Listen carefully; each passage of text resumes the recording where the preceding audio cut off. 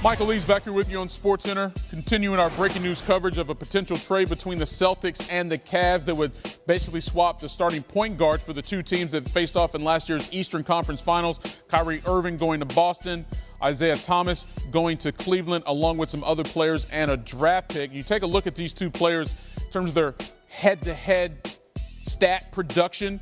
You sort of have similar players when you go inside the box score in terms of points per game. Isaiah scored a few more points in the regular season. Assists, three-point field goal percentage about the same. Player efficiency very close. But for Kyrie, though, his impact for the Cavs really felt in the postseason, where he's averaged more than 25 points per game in each of the last two seasons. That, of course, is two straight trips to the finals. Thomas, though, has never averaged 25 points in a single playoff. And this past year, he was hurt in that series, did not play all the games against the Cavs. Let's bring back in basketball insider Jeff Goodman. Jeff, what more can you tell us in terms of where this potential trade stands right now? Yeah, the deal is done, Michael. As we mentioned, Kyrie Irving to Boston for Isaiah Thomas, Jay Crowder, rookie big man Ante Zizic. And the big one was the Nets' unprotected pick next year, which, you know, was obviously the number one pick this past year.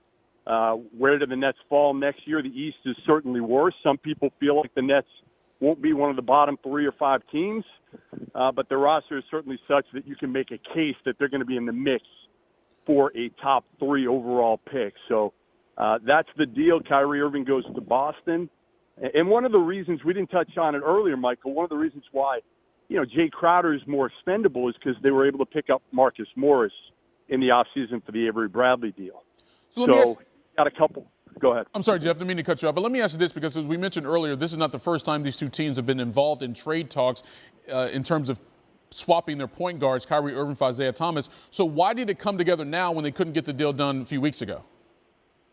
Well, I think, again, it was Boston's hesitation, Danny Ainge's hesitation to try to hold out to keep that Nets pick and the Lakers pick next year. Cleveland wanted either Jason Tatum or one of those top 2 picks, and ultimately Ainge decided that the Nets pick was worth getting a guy like Kyrie Irving, now pairing with Gordon Hayward, and still having potentially the Lakers pick, which if it's 2 to 5, they get it next year. If it's not, it becomes Sacramento's pick in 2 years, which, again, could be a top 5 pick. So they've got enough. And, you know, the other thing is Isaiah Thomas coming off that hip injury, Michael, and we don't know how he's going to come back, and you wonder how much that played into the Celtics being willing to move him along with Crowder and the Nets pick ultimately.